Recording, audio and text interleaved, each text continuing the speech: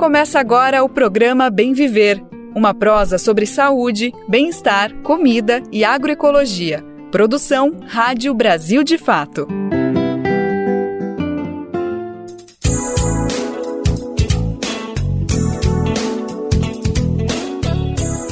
Enfim, ela chegou. Hoje é sexta-feira, minha gente, dia 17 de janeiro de 2025.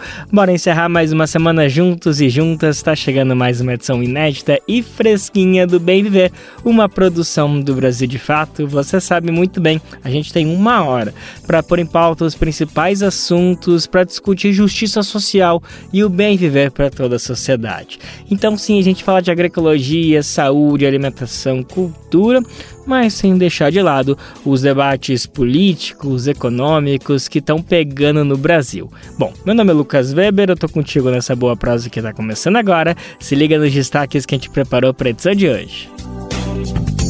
MST convoca pessoas do campo e da cidade para mobilização pela memória de militantes assassinados. Celulares proibidos às salas de aula. Vamos entender os impactos da medida sancionada pelo presidente Lula nessa semana. Especialista explica por que as redes sociais de Mark Zuckerberg não estão presentes na China. Ministério da Saúde divulga a primeira ilustração totalmente fiel do Maruim, o transmissor da Féria Oropuxi. Esgotamento total no trabalho. Classificação da OMS para a síndrome de burnout passa a valer no Brasil. No ano da COP30, movimentos fortalecem a construção da Cúpula dos Povos. Gente, esses são alguns, mas são vários os destaques do programa de hoje. Bora lá que tem coisa a dedéu para falar. E a gente começa o programa lembrando que hoje, nessa sexta-feira, dia 17, o MST faz uma mobilização nacional. Ela traz a memória de 2 militantes brutalmente assassinados. Como temos acompanhado, na sexta-feira passada, dia 10 de janeiro, as famílias do assentamento Olga Benário foram surpreendidas. Bandidos realizaram um ataque em um lote do assentamento com 10 carros e 5 motos, todos armados. Eles atiraram contra os cerca de 20 militantes que estavam reunidos em um espaço comunitário da comunidade. Gleison Barbosa de Carvalho, de 28 anos, e Valdir do Nascimento, 52 anos, morreram na hora. Outras 6 pessoas foram atingidas por balas e levadas para um hospital em Taubaté, no estado de São Paulo. O ato nacional desta sexta-feira, dia 17, é uma forma de perpetuar a memória desses 2 militantes. Nele, o movimento convoca toda a militância, base social e aliados para plantar 2 árvores. A ação também pretende denunciar a violência no campo e defender a vida e os territórios da reforma agrária. Como simbologia, o plantio das 2 árvores será a mística pela memória de Valdir e Gleison. Eles dedicaram as vidas na luta pela conservação dos bens comuns, sendo produtores agroecológicos. A ação de mobilização acontecerá, então, durante todo o dia dessa sexta-feira. Pessoas do campo e da cidade estão convidadas e convocadas para se somar. A proposta é que os plantios sejam registrados em fotos e vídeos e o MST marcado nas redes sociais. Então, lembrando aqui, a proposta é plantar 2 árvores nessa sexta-feira e marcar o MST nas redes sociais. Bora fazer uma movimentação muito bonita, gente. Brasil de Fato, uma visão popular do Brasil e do mundo. Leia e ouça as informações que mais interessam no seu dia. Política, economia, direitos humanos, cotidiano, saúde e cultura, tratados com pluralidade e diversidade. Jornalistas, articulistas e movimentos populares reunidos em um só veículo. Esse é o Brasil de Fato. Conteúdos em texto, áudio e vídeo que informam e contribuem na luta por uma sociedade mais justa e fraterna. Quer ficar por dentro? Então acesse brasildefato.com.br. Você está ouvindo o programa Bem Viver, uma prosa sobre saúde, bem-estar, comida e agroecologia.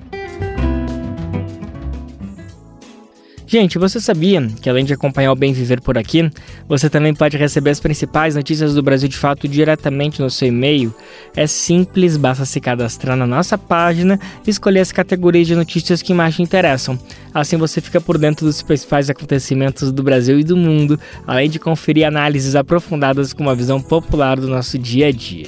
É simples, brasildefato.com.br/boletim, simples assim, brasildefato.com.br/boletim. Bom, no início dessa semana, acho que todo mundo acompanhou que o presidente Lula sancionou uma lei que eu acho que não é exagero falar, talvez ainda seja cedo, mas pode representar um marco para a história do nosso país, principalmente quando a gente fala da questão da educação pública. A gente está falando dessa legislação que proíbe alunos, seja da educação infantil, ensino fundamental e médio, de usarem o celular, tablet, esses relógios inteligentes também durante a aula, inclusive o recreio ou os intervalos. A gente ainda vai entender mais detalhes de como essa medida vai funcionar, afinal abrange o país inteiro, a educação pública inteira.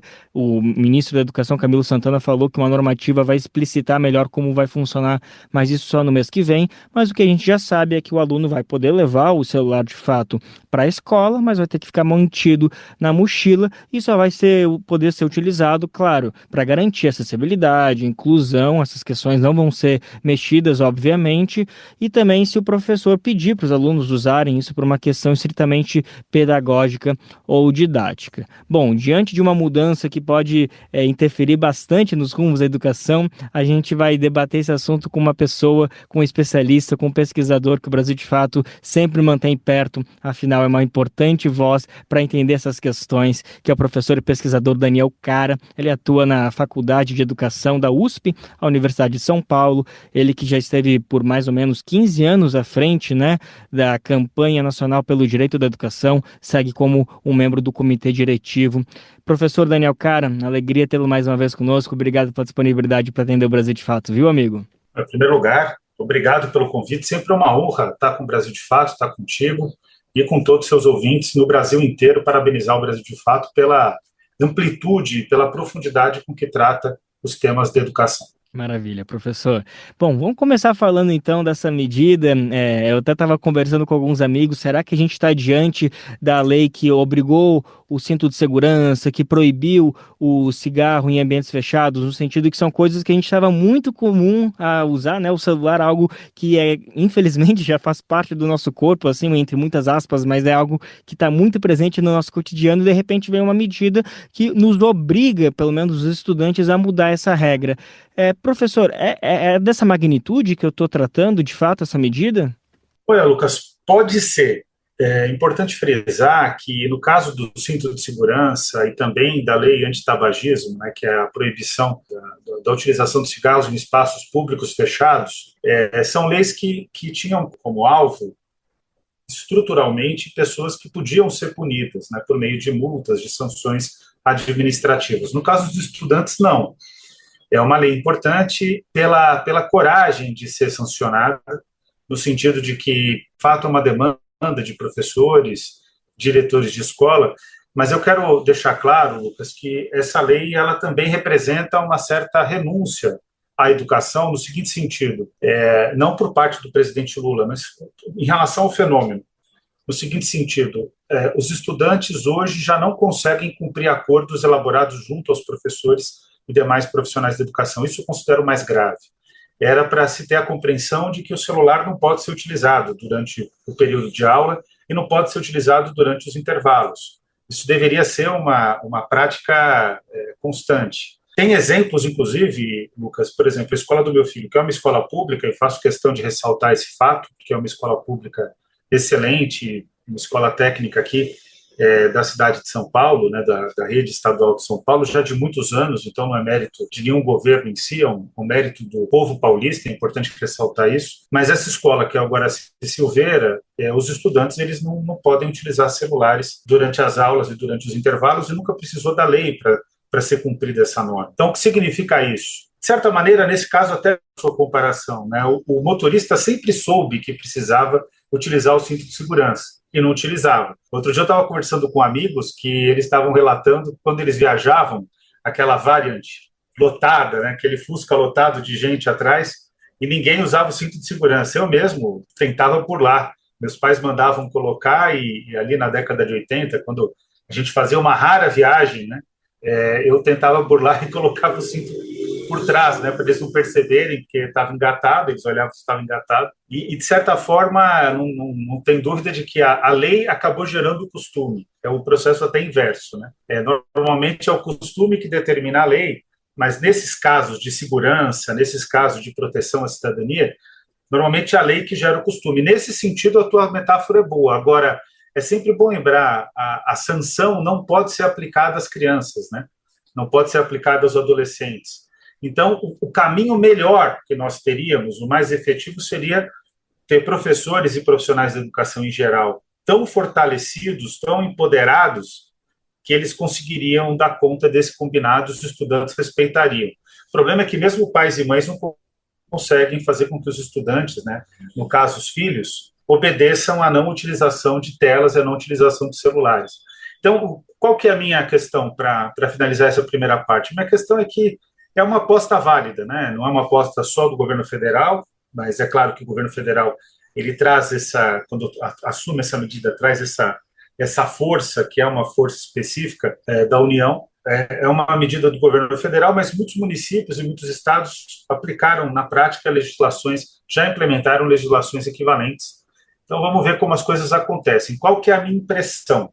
A minha impressão é que a lei vai fortalecer os combinados, os acordos dentro de cada escola. Quer dizer, esse vai ser o caminho daqui a alguns anos, né? Não vai, a lei vai chegar uma hora que, se ela não tiver fortalecida por um acordo, por um combinado, pelo fato de que ela não tem poder de sanção, se ela não tiver estabelecida por esse caminho pedagógico, ela não vai conseguir vingar. E eu espero que ela vingue, porque, de fato, a utilização de telas sem objetivo pedagógico prejudica o aprendizado e prejudica o principal aprendizado para muitas etapas, muitas fases, que é a sociabilidade, que é fundamental para o desenvolvimento das crianças e adolescentes, como a pandemia que gerou isolamento social comprovou. Os estudantes em isolamento sofreram demais, tanto em termos psicológicos, como até em termos de dificuldade de aprendizado, que depois agora está sendo resolvido com o tempo posterior à pandemia, já de trabalho junto aos estudantes nas salas de aula. Sim. Professor, eu vou pedir então para o senhor destrinchar um pouquinho melhor de quais são esses prejuízos de o aluno ficar distraído da aula usando o celular, seja no recreio, não necessariamente a aula, mas justamente falando dessa sociabilidade, até para munir os pais e professores que estão nos acompanhando para poder fazer esse diálogo. Como o senhor muito bem frisou, a gente não está falando de pessoas que vão estar cometendo infrações que a gente possa de alguma maneira puni-las, né? Vai ter que ser pelo base do diálogo, pelo convencimento. A lei obriga, mas é muito importante que as coisas aconteçam justamente nesse convencimento da dialética, né? Então, se o senhor puder nos ajudar munindo mais informações de por que, de fato, não é bacana durante esses momentos que o aluno está dentro do colégio usar o celular, eu acho que vai ser de grande valia para todo mundo que está nos acompanhando. Vamos lá, bom, eu vou tentar explicar de uma forma ampla, incluindo inclusive os adultos que estão ouvindo a gente agora, porque eles também acham que só as crianças têm esse problema, mas os próprios pais abdicam do contato no dia a dia com a família.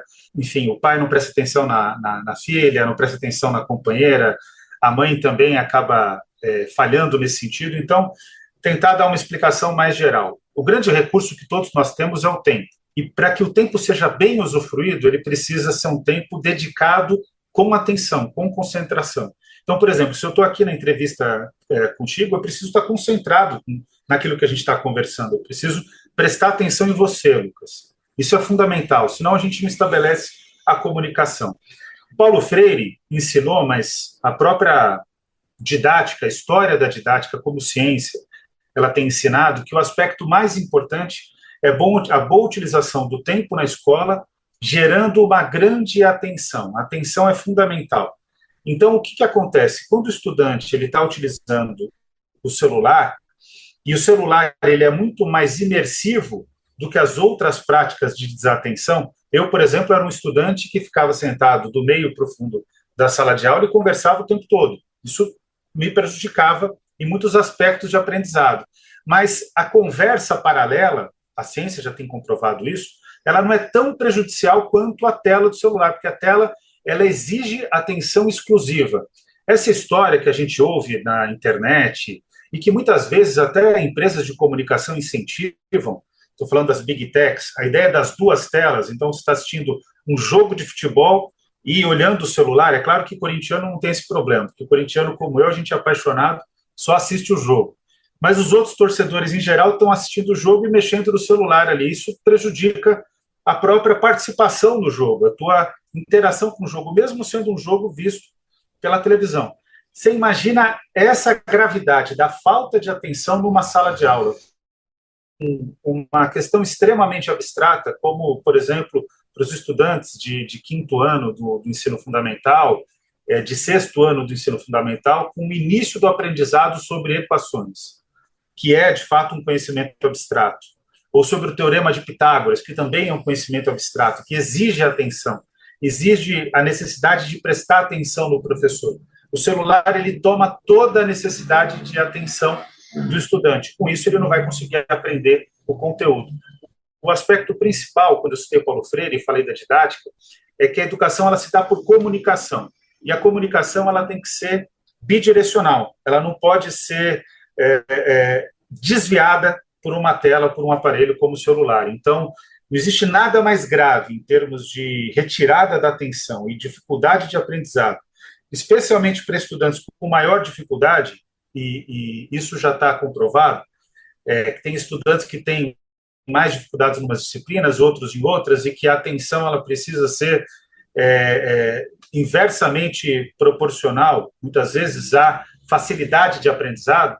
Então, nesse sentido, é importante que o celular não esteja dentro da sala de aula, tirando a atenção do estudante. Agora, se for para utilizar o celular por meio pedagógico, para fazer uma pesquisa no Google, para olhar um artigo, por exemplo, no Brasil de Fato, numa disciplina que aborda a educação crítica das mídias, aí é super positivo a utilização do celular, porque ele está fazendo sentido para o processo de aprendizado, ele não está tirando o caminho da comunicação entre educador e educando, entre o professor e o aluno, da forma como a gente fala regularmente, né, sobre o cotidiano da sala de aula.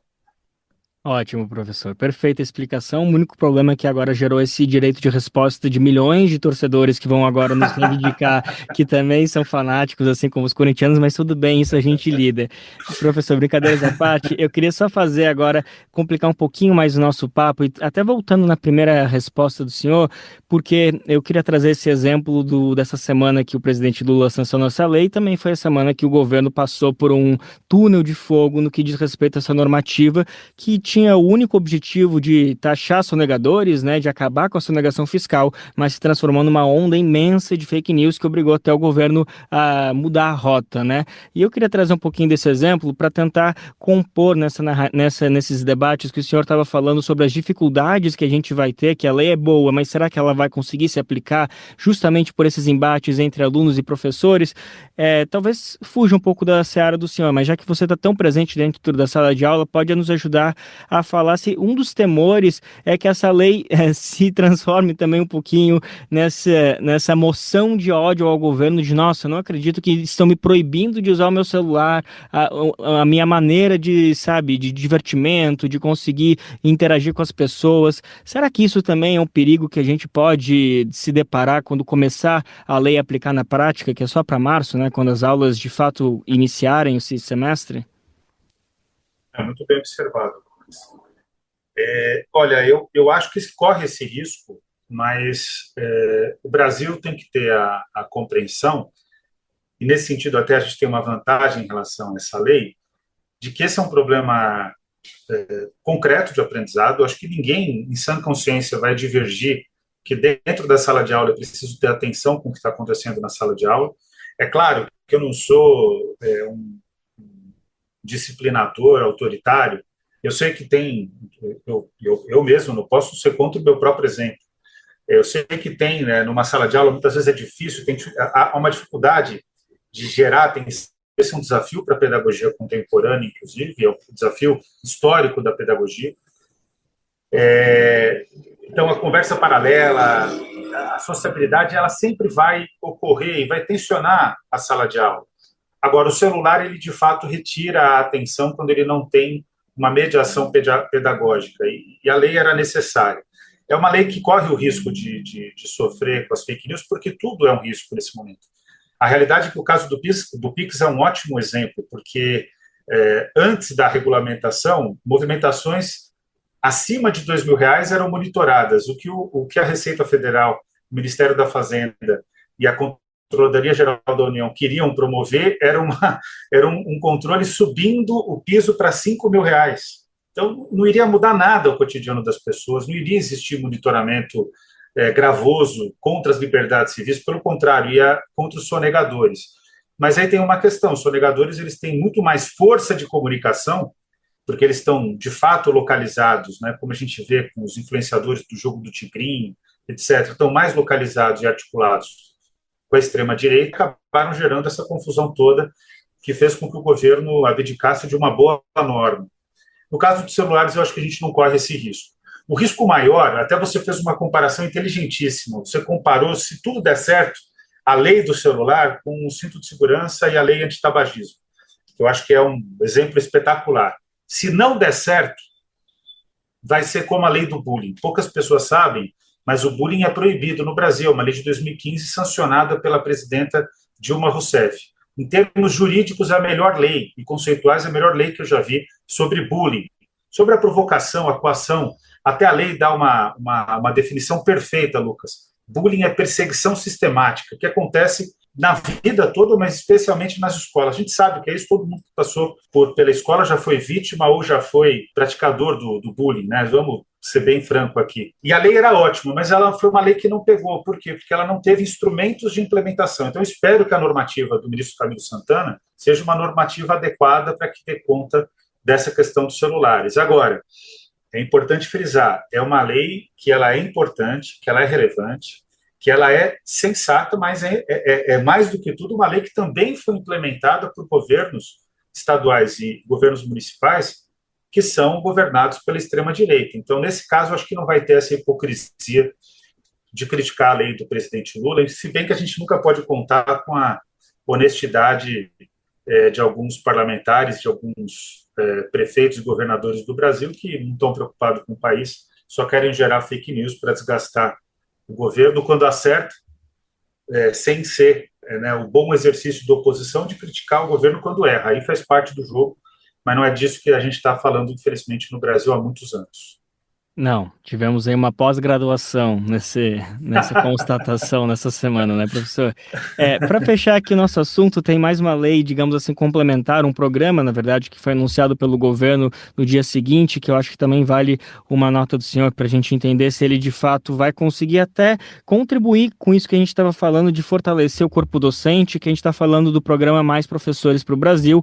A política cria uma espécie de pé de meia para estudantes universitários, até uma continuação do pé de meia que já havia sido lançado ano passado, especialmente para alunos do ensino médio, mas agora a gente fala de estudantes universitários de baixa renda que optarem, claro, por curso de licenciatura. Eles vão receber um valor de mais ou menos R$ 1.000, 1.050 por mês durante o curso, e também tem uma bonificação extra para aqueles alunos já formados, os professores já formados, que optarem por irem para áreas onde há uma carência de docentes. Aí eles vão ganhar um salário extra, né, de R$ 2.100. Isso no período de 2 anos. Foi atingiu ali um problema, de fato? Vai ser uma resolução de algumas questões que estão pendentes, professor? Olha, Lucas, na minha opinião, no Brasil, qualquer ação de distribuição de renda, ela é bem-vinda, sempre. Essa política, da forma como ela foi construída, ela tem espaço para aperfeiçoamento.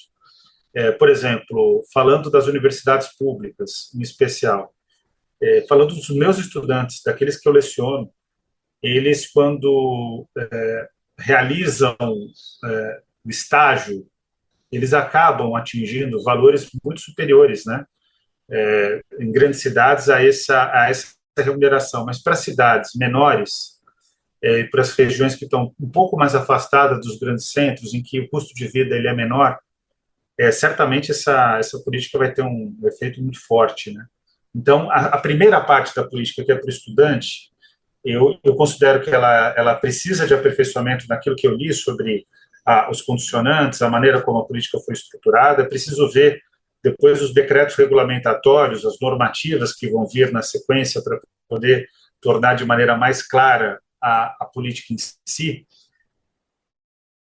ainda é uma política incipiente, então a gente tem que ter calma. Eu acho que a iniciativa geral é válida, é a distribuição de renda, fortalecer o interesse do estudante de licenciatura, vai pesar menos nos grandes centros, vai pesar muito no interior. Agora, a segunda parte da política é mais interessante, na minha opinião, porque, de fato, o Brasil não tem um apagão de formandos nas licenciaturas. Nós formamos um número adequado, até superior à demanda, de licenciandos em física, química, biologia, diferente do que se fala na imprensa. A imprensa gosta muito de dizer o contrário disso, porque ela precisa construir uma narrativa que determina que os cursos de formação de professores que têm uma grande abrangência no Brasil sejam controlados por uma lógica empresarial. E a gente que faz a formação de professores e tem uma preocupação científica, a gente não aceita isso. Mas nosso problema não é de formandos. Nosso problema é de ingressantes no magistério, Lucas. Ou seja, o Brasil forma uma quantidade suficiente de profissionais para lecionar nas disciplinas que existem na grade curricular brasileira. O problema é que os estudantes, eles fazem um cálculo, eles olham, bom, sou licenciado, por exemplo, em matemática, se eu me dedicar efetivamente ao magistério, eu vou ganhar muito menos do que se eu trabalhar numa empresa de tecnologia da informação, em TI, que eu vou ganhar 7, 8 vezes mais, muitas vezes, né?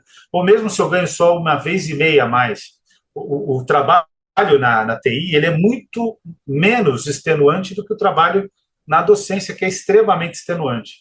Então, essa guinada que está sendo feita, incentivando professores que já estão em exercício do magistério, para poderem lecionar em disciplinas que têm falta de professores, não porque não se formam professores nessas áreas, mas porque as pessoas que se formam nas áreas de exatas e de ciências da natureza não têm interesse no magistério, porque remunera muito mal, e é uma carreira muito sofrida, então esses professores podem realizar um bom trabalho. Essa parte da política eu considero estratégica, é muito mais factível que isso influencie efetivamente mais regiões com menor custo de vida do que regiões com maior custo de vida. Esse é o professor pesquisador da Faculdade de Educação na Universidade de São Paulo, USP, Daniel Cara. Ele está nos ajudando a entender essas medidas anunciadas nessa semana pelo governo federal, principalmente essa lei que proíbe alunos da educação infantil, ensino fundamental, ensino médio,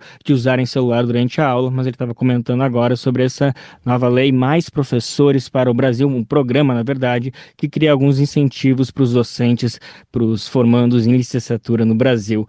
Professor, só para fechar, uma última questão que eu queria ouvir do senhor. A gente teve o resultado do Enem também agora, 12 alunos com a nota máxima, apenas um de escola pública, um número um pouco abaixo do que a gente estava vendo nos últimos anos. Isso chega a preocupar?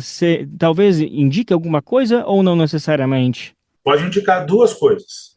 Isso não tem sido abordado na imprensa, é até difícil qualificar, mas eu diria na imprensa hereditária tem sido pouco abordado, deveria ser abordado com mais responsabilidade. São dois problemas aí, que a gente tem que descobrir qual deles prevalece. Os dois podem acontecer concomitantemente. Há um desincentivo à prática do texto próprio nos últimos anos. Isso acaba gerando um uso excessivo da inteligência artificial, é algo que a gente ainda não sabe muito bem como lidar em sala de aula, etc. Mas os alunos estão escrevendo menos, eles liam um pouco, agora eles escrevem pouco também. Por sorte, eles escrevem muito no WhatsApp, nas redes sociais, isso é positivo, na minha opinião. Então, esse é um problema, né? A prática de escrita. E, por outro lado, tem uma outra questão que eu considero fundamental, é que há um rigor excessivo na correção das redações do Enem. Excessivo, Lucas. Eu te digo isso com tranquilidade, porque se criou uma lógica da redação perfeita, quase como um algoritmo. Se você cumprir determinados critérios, você tem uma redação perfeita. E aí, como os cursos pré-vestibulares, os cursinhos populares, influenciadores de internet em relação aos vestibulares, aos próprios concursos públicos, eles vão decifrando o algoritmo, o INEP foi subindo o grau de exigência na correção das redações do Enem. Aí chega um momento em que eu conheço, é porque se trata de uma pesquisa, então eu não posso falar o nome. Mas eu conheço colegas meus da Faculdade de Educação da Universidade de São Paulo, professores com pós-doutorado, que cursaram estágio pós-doutoral, que são livres docentes e que passaram para um doutorado e para um mestrado que não tiraram nota máxima no Enem, porque parte da pesquisa é viver uma observação participante do que é o Enem e o que é o vestibular da USP, FUVEST. Então, eu me arrisco a dizer que nem eu, nem você, eu tenho certeza, você como comunicador, como jornalista, você deve ter um texto muito bom, você corre o risco absurdamente de não tirar a nota máxima, porque subiu demais a exigência, né? Então, ela está avaliando o quê?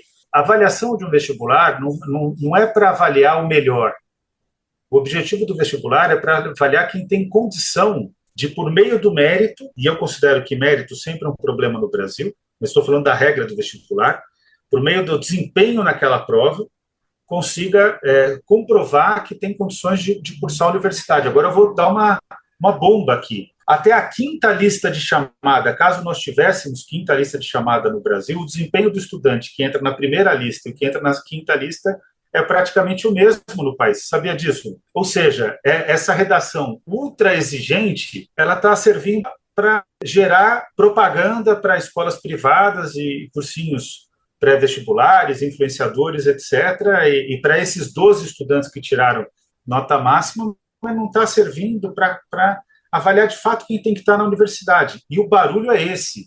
Se nós tivéssemos 5 vezes mais vagas, o desempenho seria o mesmo. Ou seja, o Brasil não é um país justo. O Brasil é um país que, na educação superior, a educação ainda é um privilégio. E a gente precisa ter consciência disso.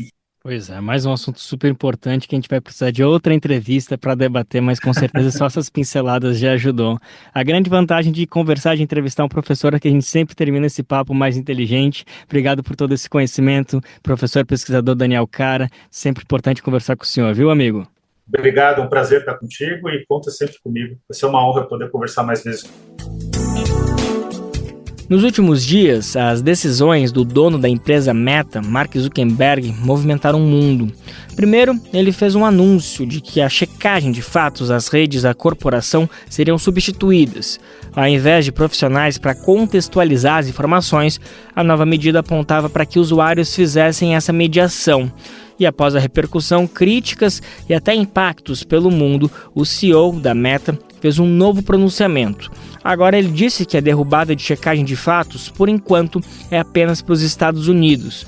Ou seja, esse termo utilizado por enquanto deixa justamente a margem de que ele pretende expandir a medida depois.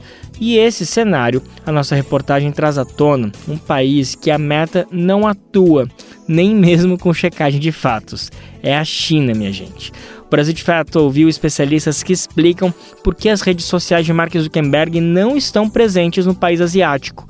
A reportagem é do nosso correspondente de Pequim, Mauro Ramos. Ao anunciar mudanças na política de moderação de conteúdo da Meta, o CEO da empresa, Mark Zuckerberg, disse que há uma tendência global de censura, da qual fariam parte países da América Latina e a China. Os Estados Unidos têm as proteções constitucionais mais fortes para a liberdade de expressão no mundo. A Europa tem um número cada vez maior de leis institucionalizando a censura e dificultando a construção de qualquer coisa inovadora lá. Países latino-americanos têm tribunais secretos que podem ordenar que empresas tirem coisas discretamente. A China censurou nossos aplicativos que não podem funcionar no país. A única maneira de resistirmos a essa tendência global é com o apoio do governo dos Estados Unidos. O especialista em comunicação na internet na China, Zhuang Fei, explica que as redes sociais de Zuckerberg não foram censuradas na China. De 2012 a 2016, o empresário norte-americano entrou em negociações com o governo chinês para se instalar no país. Durante o processo, Zuckerberg elogiava publicamente a China, mas na negociação ele nem concordou nem aceitou os requisitos do governo chinês para redes sociais como o Facebook. O governo chinês está disposto a cooperar com algumas empresas americanas, incluindo alguns CEOs de empresas de tecnologia ou esses gigantes, como o Cook da Apple, como o Musk, contanto que você seja justo e tenha disposição para cumprir com certas regras e exigências básicas do governo chinês. Ele está feliz em cooperar e explorar os seus pontos fortes, assim como impulsionar as áreas fracas da China nesse sentido. Zhuang Fei, que também é diretor de conteúdos do Wave Media, afirma que os requisitos que o governo chinês colocou para empresas como as de Zuckerberg são básicos, como proteção de dados pessoais e supervisão do processo de instalação da empresa. Em 2018, um ex-trabalhador da Cambridge Analytica denunciou o uso ilegal por parte dessa empresa de informações de 50 milhões de perfis do Facebook para influenciar eleitores nos Estados Unidos e Reino Unido, de certa forma confirmando a necessidade de cautela do lado chinês, como afirma Zhuang Fei. O governo chinês percebeu cedo que, se permitíssemos que um país estrangeiro, especialmente um país que pode chegar a considerá-lo um adversário, usasse uma rede social em seu país, sem que os cidadãos comuns tenham qualquer regulamentação para usá-la, é muito provável que essa rede acabe fazendo algo pelas suas costas que não seja a seu favor. Portanto, naquela época, embora o nosso país não tivesse uma gestão da internet muito madura, nem capacidade de lidar com esse assunto, sabíamos que nossa linha básica deveria ser que qualquer empresa estrangeira que venha à China para construir servidores e redes sociais deve fazer esse processo sob a supervisão e orientação do governo chinês. Esse é o nosso requisito mínimo. Outro aspecto que faz parte das preocupações em termos de soberania digital na China é a inteligência artificial. O país vem implementando uma série de regulamentações e estratégias para gerir algoritmos, chatbots, entre outras ferramentas. O país também discute uma lei sobre inteligência artificial, como afirma Zhuang Fei. No futuro, muitos países pequenos ao redor do mundo e até mesmo alguns países europeus serão afetados ou prejudicados pela hegemonia corporativa ou a hegemonia tecnológica, como Musk, por causa do seu atraso em inteligência artificial. Porque podemos ver agora que Musk é muito flagrante em seus ataques na Europa, por exemplo, e ele usará as vidas digitais que tem em mão, ou seja, inteligência artificial, e ele pode postá-las no Twitter, o X, ou no Reino Unido ou na França. Muitas informações podem ser criadas, e mesmo isso não pode ser chamado de informação falsa. É apenas informação de inteligência artificial. De Pequim para a Rádio Brasil de Fato, Mauro Ramos. O fato que fica nítido pra gente é que o uso das redes sociais é muito mais sério que apenas se distrair com postagens. Por isso, vale demais cada pessoa avançar dia a dia no entendimento do que está por trás das empresas do setor. Você está ouvindo o programa Bem Viver, uma prosa sobre saúde, bem-estar, comida e agroecologia. Gente, agora a gente compartilha um recado, um bilhete sonoro que vem do fundo do coração de toda a equipe do Brasil de Fato. Não se esquece, tá? É que a gente precisa da sua colaboração para continuar produzindo conteúdo de qualidade, com todo o rigor jornalístico que você já conhece e confia. Nosso trabalho é e sempre será trazer visão popular dos fatos, tanto no Brasil quanto no mundo. E você pode nos ajudar por meio do nosso Apoia-se, contribuindo com o valor que puder, que estiver ao seu alcance. Assim você se junta a quem luta contra a desinformação e constrói um futuro melhor para todos e todas. Bora nessa, minha gente? É fácil. Acesse apoia-se/Brasil de Fato, apoia.se/Brasil de Fato. O link também está disponível na descrição desse episódio, lá nas plataformas de podcast. Um mosquito quase invisível, com menos de 3 milímetros, está por trás de uma doença em expansão no Brasil. O nome científico dele é Culicoides paraensis, mais conhecido no nosso dia a dia como maruim, ou mosquito pólvora, né? Ele vem ganhando destaque por ser vetor da febre oropouche. A gente vai saber agora o que a ciência tem desvendado desse mosquito minúsculo e o que você pode fazer para se proteger e, consequentemente, proteger todo mundo. Nara Lacerda conta pra gente. O aumento de testagens e confirmações de casos da febre oropouche, registrado no ano passado no Brasil, levou a população a ter mais informações sobre um mosquito até então pouco mencionado nas campanhas de saúde, o Culicoides paraensis. Também conhecido como maruim ou mosquito pólvora, ele é comum em diversas partes do planeta e se reproduz em ambientes úmidos e fartos em matéria orgânica. Mas as características físicas do inseto ainda são pouco conhecidas por quem não o estuda. Para reverter essa situação e combater a confusão com o Aedes aegypti, transmissor da dengue, zika e chikungunya, o Ministério da Saúde divulgou a primeira ilustração fiel do bichinho minúsculo, mas que pode trazer grandes riscos. Para se ter uma ideia de como é difícil enxergar o mosquito, o maruim mede no máximo 3 milímetros, cerca de 12 vezes menor que o mosquito da dengue e 20 vezes menor que o pernilongo comum. A ilustração desse pontinho voador foi desenvolvida com a ajuda de cientistas e especialistas em insetos para ser o mais fiel possível à realidade. A ideia é que a imagem ajude na prevenção e auxilie também os veículos de comunicação a mostrar a verdadeira face do maruim. O vírus circula principalmente na Amazônia, mas com as mudanças climáticas e a implementação da testagem em todo o território nacional, a febre oropouche passou a ser registrada também em outras regiões. As recomendações para evitar a picada são uso de roupas que cubram o corpo, distância de locais com grande presença dos insetos e limpeza de restos de matéria orgânica e ambientes úmidos, principalmente em residências com pessoas grávidas. E aí, já viu a imagem do maruim? Se ainda não viu e deu curiosidade, basta acessar a versão online dessa matéria. Entra lá em brasildefato.com.br e procura na nossa lista de matérias. Uma dica é fazer justamente uma procura ali na seção por saúde, na barra superior do nosso portal brasildefato.com.br, que você encontra fácil. Gente, ainda falando sobre saúde, uma pergunta. Você já sentiu que o trabalho te desgasta a ponto de um fim de semana não ser suficiente para se recuperar? Saiba que essa situação pode ser mais do que um cansaço comum. Óbvio que situações como essas devem ter um acompanhamento de profissional da saúde para o diagnóstico correto. Mas, para o nosso conhecimento, vale conhecer as características da chamada síndrome de burnout. Ela foi reconhecida pela OMS, a Organização Mundial da Saúde, como doença ocupacional. Aqui no Brasil, o burnout está se tornando uma questão de saúde pública e entrou em pauta no Repórter SUS dessa semana. O podcast conversou com a professora e pesquisadora Cláudia Osório, da Universidade Federal Fluminense. Ela é especialista em psicologia e saúde dos trabalhadores e trabalhadoras.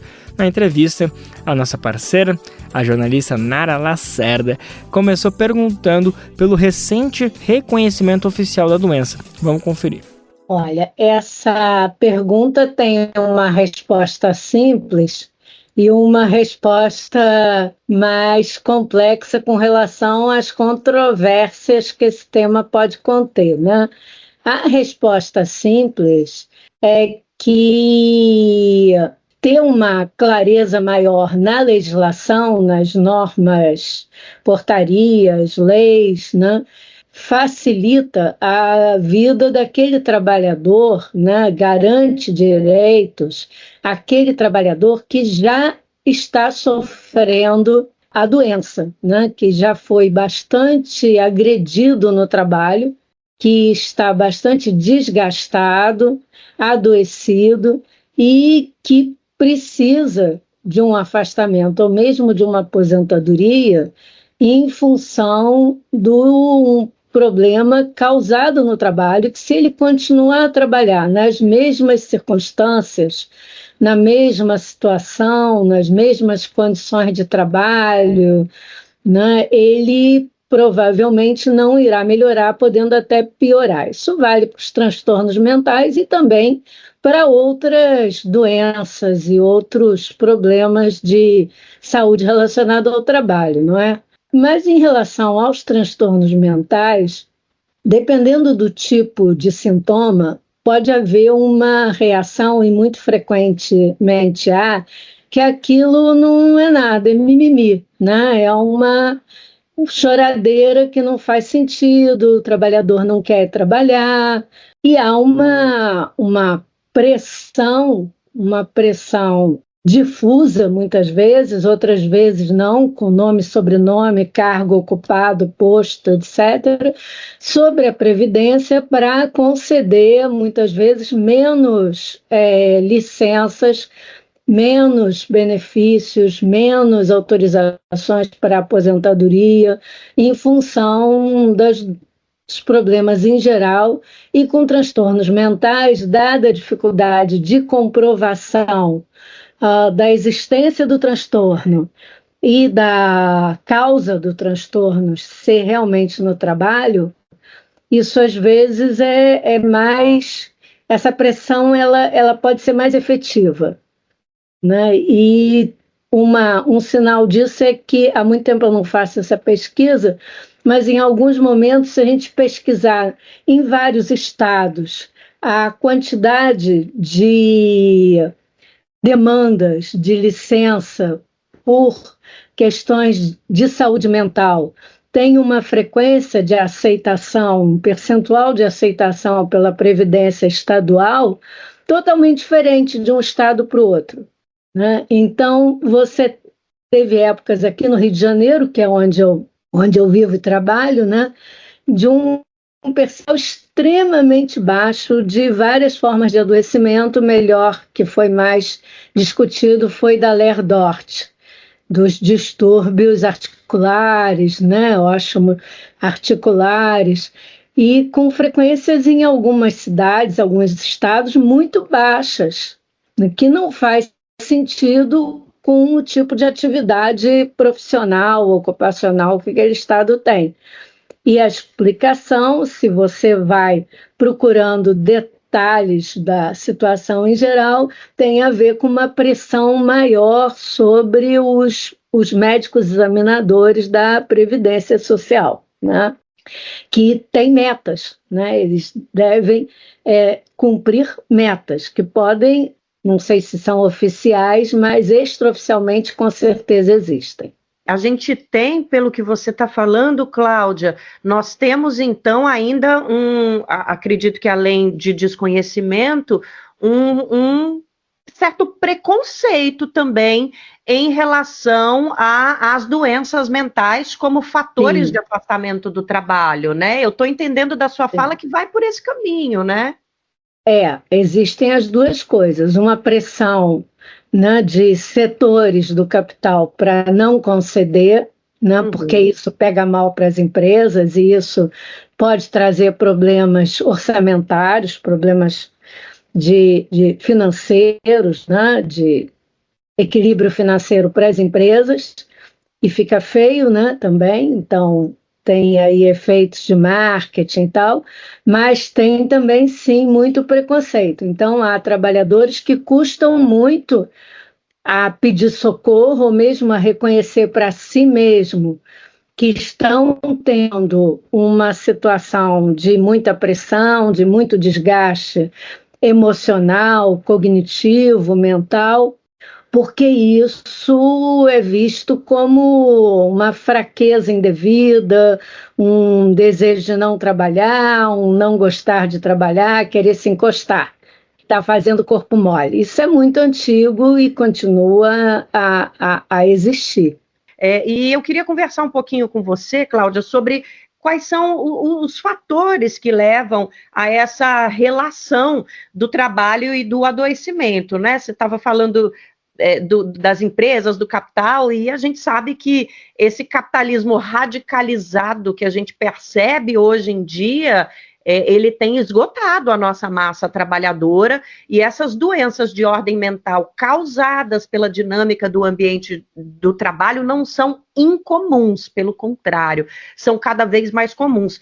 A gente podia listar esses fatores que fazem com que a gente consiga estabelecer essa relação entre o trabalho e o adoecimento, Cláudia? Quer dizer, o capitalismo radicalizado resume esses fatores, né? A gente pode listar, e a OMS, nos seus textos, muitas vezes lista, muitas abordagens lista. Eu não gosto das listas, sabe, Nara? Eu gosto de pensar em termos de processo. Já há algum tempo que o aumento de frequência de afastamentos do trabalho vem sendo um tema internacional, do capitalismo internacional. A OMS já vem, e a OIT, a Organização Internacional do Trabalho principalmente, vem apontando os transtornos mentais como um problema de risco no trabalho da atualidade, da contemporaneidade, novos riscos, junto com alguns riscos tecnológicos que também são novos, que têm a ver com tecnologias duras, né? Riscos sociais como os relativos à imigração e a imigração sem políticas de como enfrentar isso. E aí o mental, o psicossocial está entrando também nessa lista de transtornos da atualidade, do capitalismo contemporâneo. E aí é muito comum aparecer uma lista de fatores. Se você olhar esses fatores, eles têm a ver com o gerenciamento do trabalho, com as políticas de avaliação de desempenho, de o que é um trabalho de qualidade, né, o que é um produto de qualidade, e são todos relativos a isso, mas não são tratados como um processo que é um processo geral de uma política gestionária de metas, né, uma gestão por metas que tem características de enfraquecer muitos coletivos de trabalho, de fazer muitas exigências de que os trabalhadores assumam responsabilidades sem que a empresa dê aos trabalhadores e aos coletivos de trabalho suficientes instrumentos para fazer isso, né? Então, é uma liberdade que é uma armadilha, porque você tem liberdade para decidir, mas as questões necessárias, por exemplo, às vezes uma certa lentidão do processo para a implantação de uma nova tecnologia, que é necessária para que todo o ajuste aconteça, inclusive o ajuste em termos da falta de experiência dos trabalhadores com aquela nova tecnologia, o cansaço que a gente tem quando tem que fazer coisas que a gente ainda não automatizou. E então todo mundo tem algumas experiências de trabalho ou não sobre isso. Uma nova tecnologia, uma nova ocupação, uma transferência de posto de trabalho porque foi implantada uma máquina nova, né? Tudo isso exige um tempo, uma certa lentidão para que as coisas se reajustem. Esse é só um exemplo, mas a gestão por metas, ela tende a desconsiderar as situações reais de trabalho e as situações reais de vida, porque ninguém é um autômato. Mesmo os autômatos mudam conforme o tempo de uso, né, o tempo da última manutenção. Imagina os seres humanos. Esse modo de pensar neoliberal do capitalismo, ele é responsável claramente pelo aumento da frequência de depressão e burnout principalmente. Mas a gente tem outros, né? Tem todos os infartos no miocárdio, morte súbita nos corredores da empresa, suicídio de executivos na Europa na sua mesa de trabalho, altos executivos, né? Então, tudo isso está no mesmo pacote. Uma situação em que o trabalhador nunca consegue dar conta. Sim. A tal da política de excelência coloca uma situação em que você está sempre devendo em termos de bom desempenho no trabalho. Bom, esse foi só um trechinho, mas a edição completa você já sabe e a gente faz questão de explicar. Dá para ouvir lá no nosso site, é só acessar radiobrasildefato.com.br e procura o ícone Repórter SUS lá embaixo. Também está disponível nas principais plataformas de podcast. Você está ouvindo o programa Bem Viver, uma prosa sobre saúde, bem-estar, comida e agroecologia. Gente, e agora chegou aquele momento de compartilhar um recadinho que nos enche de orgulho. É que o Bem Viver faz parte de uma rede incrível de parceiros e parceiras que retransmitem o nosso programa por todo o país. A gente aproveita para mandar aquele abraço para todo mundo que faz essa articulação acontecer. Já são quase 500 emissoras espalhadas pelo país que recebem e compartilham as nossas edições diárias. A boa notícia é que você pode nos ajudar a fazer essa rede crescer ainda mais. Se por um acaso você toca uma rádio comunitária, educativa, regional, saiba que você pode receber de graça o nosso programa para colocar aí na sua grade. É só acessar radiobrasildefato.com.br e clica em como ser uma rádio parceira, que tem o tutorial, o caminho para você entrar junto com a gente nessa. Bora lá, galera! Gente, nesse ano de 2025, como a gente já comentou aqui, o Brasil vai ser palco das discussões globais da COP30, a Conferência das Nações Unidas sobre a Mudança do Clima. Mas, enquanto líderes mundiais debatem o futuro do planeta, um movimento paralelo ganha força, que é a Cúpula dos Povos. É esperado a participação de mais de 400 organizações e movimentos populares. A cúpula promete trazer para o centro do debate as vozes de quem mais sofre com os impactos da crise climática. Dessa forma, transformar reivindicações populares em ações concretas por justiça climática. Vamos saber mais dessa mobilização com a nossa repórter diretamente de Belém do Pará, Mariana Castro. Chegamos ao ano da COP30, que será sediada em Belém do Pará. Paralelo a esse encontro de líderes de governos de todo o mundo, mais de 400 organizações e movimentos populares somam esforços para a construção da Cúpula dos Povos, a fim de denunciar falhas nas medidas contra a crise climática e levantar pautas em comum. É o que explica Pablo Neri, que compõe o Grupo Operativo Nacional da Cúpula pelo Movimento Sem Terra. Nós estamos neste ano construindo várias iniciativas que tornem popular, que tornem acessível o debate do clima, o debate da transição energética, o debate da preservação, da conservação ecológica global. As organizações têm se reunido em espaços diversos na construção de propostas que têm como eixo principal a crise climática e suas consequências. Márcio Astrini, secretário executivo do Observatório do Clima, alerta quem são os maiores prejudicados pela crise. Tudo que acontecer nessa agenda de clima, tudo que acontecer de evento extremo, ela sempre tem um endereço claro e direto, que são as populações vulnerabilizadas, mais pobres, aquelas que já sofrem hoje porque estão numa situação marginalizada ou estão numa situação de não participarem das tomadas de decisão. São esses que vão sofrer mais. São esses que vão ficar com as consequências mais dolorosas da crise climática.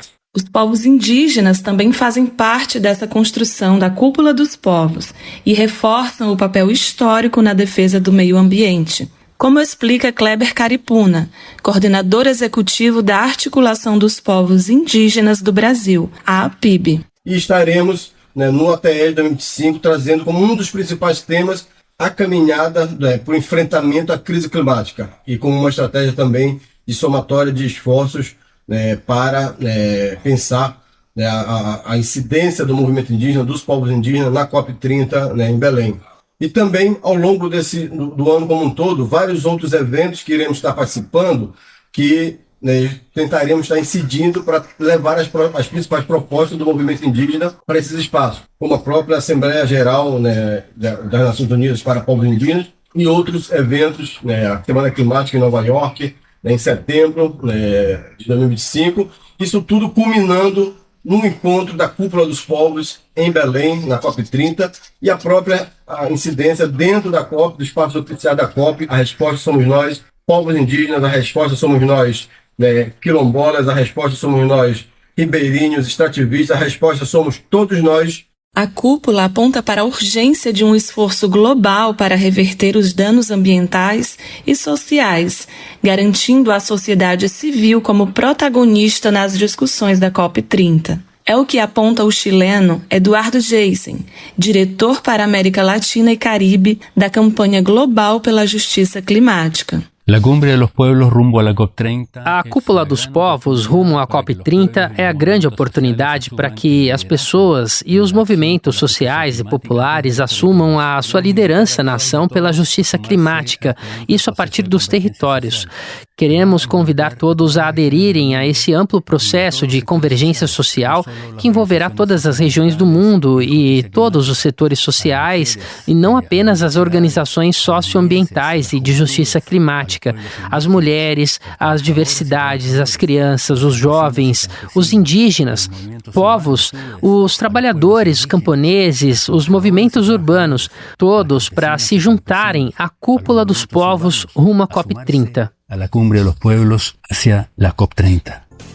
E é nessa sintonia de representatividade dos povos e comunidades na defesa do nosso planeta que a gente anuncia o fim do programa de hoje. O Bem Viver fica por aqui, tamo de volta segunda-feira, sempre a partir das 11 horas da manhã, com mais uma edição inédita e fresquinha para você escutar junto com a gente pela radiobrasildefato.com.br via internet. Logo depois, a nossa parceira RBA Rádio Brasil Atual, 98,9 FM, transmite o programa na Grande São Paulo. Mas o Bem Viver vai ao ar em diversas rádios pelo país e a lista completa de emissoras que retransmitem o programa você encontra no nosso site, na matéria de divulgação diária do programa. Aqui a gente aproveita para agradecer esses veículos por estarem com a gente. Tamo junto, galera! O Bem Viver também fica disponível como podcast no Spotify, Deezer, iTunes e Google Podcast. A apresentação deste programa foi de Lucas Weber, roteiro de Daniel Lamir, que está à frente da edição e produção ao lado de Douglas Matos. Trabalhos técnicos de Lua Gattinoni, Aldisson Oliveira e André Paroche. Coordenação de Rádio e TV Maurício Ravena, diretora de programas de áudio Camila Salmásio, direção executiva Nina Fidelis, apoio toda a equipe de jornalismo do Brasil de Fato. Um excelente final de semana, minha gente, e até semana que vem. Tchau, tchau! Você ouviu o programa Bem Viver, uma prosa sobre saúde, bem-estar, comida e agroecologia. Produção Rádio Brasil de Fato.